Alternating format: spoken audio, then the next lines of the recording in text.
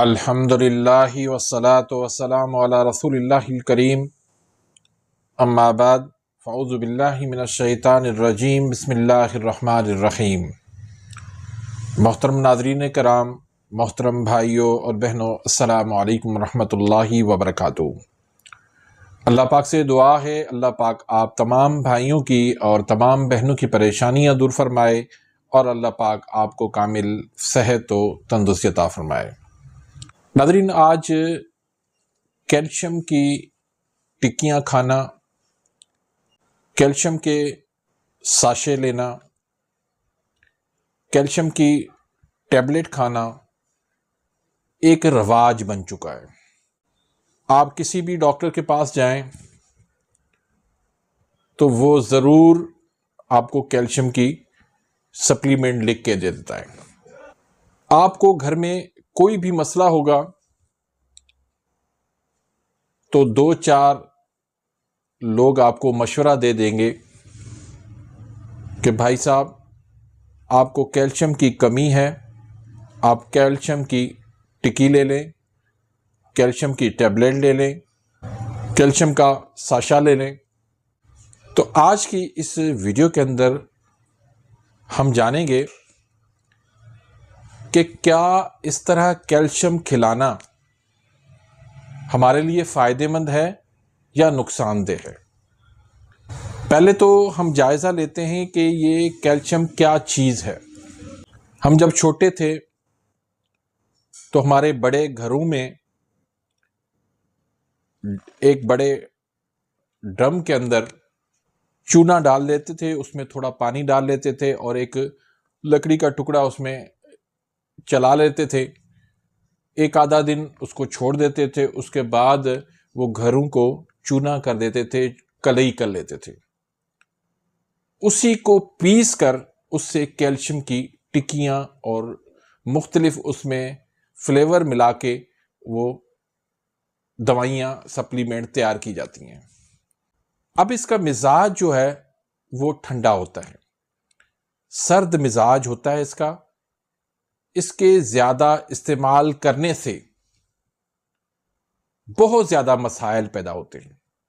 اس کی کمی سے اتنے مسائل نہیں پیدا ہوتے جتنے اس کے زیادہ استعمال کرنے سے مسائل ہوتے ہیں۔ ایک مثال میں آپ کو دیتا ہوں۔ ایک لیڈی ڈاکٹر جو ہے، پریگننسی ظاہر ہونے پر اس کو وہ کیلشیم لکھ کے دے دیتی ہے۔ 9 مہینے مسلسل اس کو وہ کیلشیم کھلاتی ہے۔ اب اس سے نقصان کیا ہوتا ہے؟ اس سے اس عورت کے اندر وہ فلیکسیبلٹی نہیں رہتی، یعنی اس کے اندر وہ لچک جو ہونی چاہیے ایک عورت کے اندر وہ ختم ہو جاتی ہے۔ جب اس کا جسم ٹھوس ہو جاتا ہے تو اس کی نارمل ڈیلیوری نہیں ہو پاتی، اور یہ جان بوجھ کے ان کو اس طرح کی وٹامنز، کیلشیم اور سپلیمنٹ دیتے ہیں تاکہ عورت کی نارمل ڈیلیوری نہ ہو سکے۔ اگر آج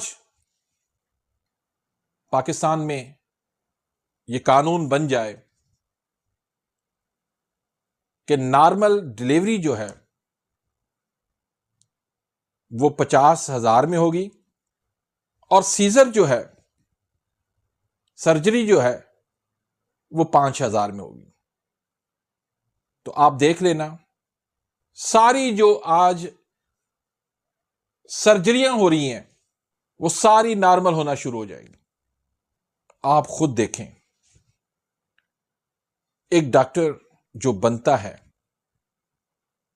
وہ 1 سے 1.5 کروڑ تک خرچہ کر کے آتا ہے۔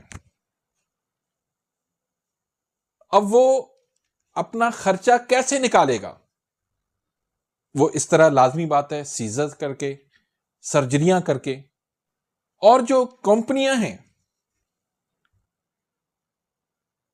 وہ ان کو آفر کرتی ہیں کہ آپ جتنی زیادہ دوائیاں لکھو گے اتنے ہماری طرف سے آپ کو انعامات ملیں گے. ٹارگٹ دیا جاتا ہے. گاڑیاں ایک طرف،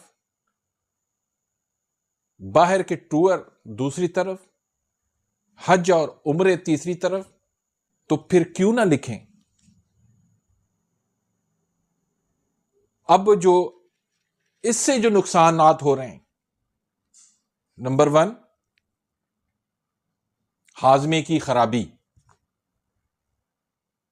قے آنا، متلی ہونا، الٹی آنا، قبض ہونا، پیٹ میں درد ہونا، اس طرح کے مسائل پیدا ہو رہے ہیں. پھر گردوں کے اندر پتھریاں بن رہی ہیں. لوگوں کو چونا کھلاؤ گے تو پتھریاں نہیں ہوں گی تو اور کیا ہوگا؟ پھر جسم میں گلٹیاں بن رہی ہیں. آج کل یہ بہت بڑا مسئلہ بن رہا ہے. یہ بھی اسی وجہ سے بن رہا ہے. تھائرائیڈ کے مسائل وہ بھی اسی وجہ سے بن رہے ہیں. اس کا مزاج سرد ہوتا ہے، اور ٹھنڈ جو ہے انسان کے لیے موت ہے. ٹھنڈ سے انسان یا تو بوڑھا ہو جاتا ہے یا مر جاتا ہے. مردہ کیا ہوتا ہے؟ وہ ٹھنڈا ہو جاتا ہے. مردہ تبھی ہوتا ہے جب وہ ٹھنڈا ہو جائے. کہتے ہیں کہ جی وہ دور بدل گیا ہے، غذائیں بدل گئی ہیں، حالات بدل گئے ہیں، تو آج اس طرح کی وہ غذائیں نہیں رہی، اس وجہ سے نارمل ڈلیوری نہیں ہو رہی. مجھے آپ یہ بتائیں، کبھی آپ نے سنا کہ جانوروں کی بھی پریگننسی سیزر سے ہو رہی ہو؟ ہمارے گھروں کے اندر گلی محلوں کو چھوڑ دیں، وہ جو جنگلوں کے اندر اتنے سارے جانور ہیں، ان کی سرجری کون کرتا ہے؟ FSC میں پڑھایا جاتا ہے، آپ نے بھی پڑھا ہوگا. ریبٹ ہے، خرگوش ہے، اس کی جو مادہ ہے وہ 1 مہینے میں 12 سے 14 بچے دیتی ہے، اور نارمل دیتی ہے. اس کا جو سسٹم ہے وہ وہی ہے جو خواتین کا ہے.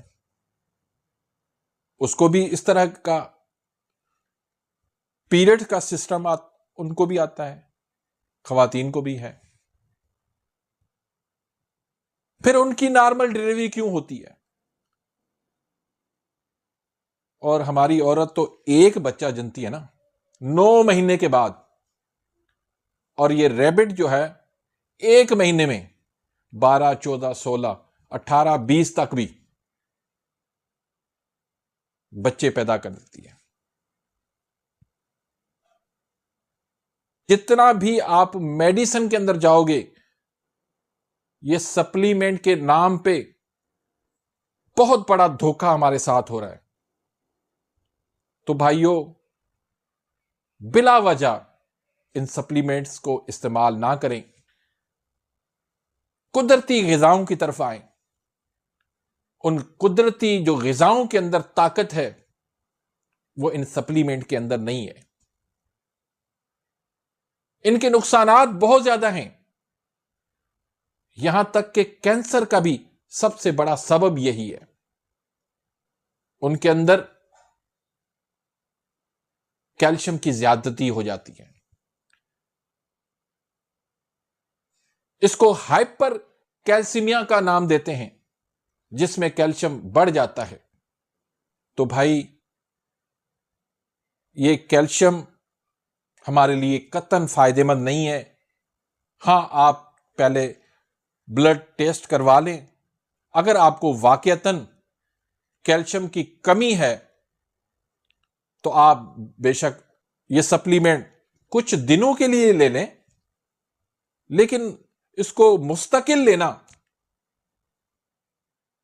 بہت زیادہ نقصان کر رہے ہیں، اور میں تو یہ کہوں گا کہ سپلیمنٹ کو بھی آپ چھوڑ دیں، قدرتی غذاؤں کی طرف آ جائیں۔ ان کے اندر آپ کو کیلشیم بھی ملے گا، میگنیشیم بھی ملے گا، فاسفورس بھی ملے گا، پوٹاشیم بھی ملے گا، زنک بھی ملے گا، کاپر بھی ملے گا، ہر چیز ان کے اندر موجود ہے۔ اور ایک اور بڑا دھوکہ دیتے ہیں کہ اس سے ہڈیاں مضبوط ہوتی ہیں، حالانکہ کیلشیم کا ہڈیوں کے ساتھ دور دور تک تعلق نہیں ہے۔ ہڈیوں کے لیے فاسفورس چاہیے، میگنیشیم چاہیے، لیکن کیمپین ایسی چلائی جاتی ہے کہ جھوٹ کو بھی وہ سچ قرار دے دیتے ہیں۔ تو کیلشیم کی زیادتی، کیلشیم کی کمی سے کئی گنا زیادہ نقصان کر رہے ہیں۔ تو امید کرتا ہوں کہ آج کی اس ویڈیو سے آپ مستفید ہوئے ہوں گے۔ اگر ویڈیو آپ کو پسند آئی ہے، اس کو لائک کریں، آگے اپنے دوستوں کے ساتھ، رشتہ داروں کے ساتھ اس کو شیئر کریں، تاکہ آپ کے لیے بھی صدقہ جاریہ بن جائے، میرے لیے بھی صدقہ جاریہ بن جائے۔ اپنی دعاؤں میں یاد رکھیے گا، ملتے ہیں انشاءاللہ نیکسٹ ویڈیو میں، تب تک کے لیے اجازت، اللہ حافظ۔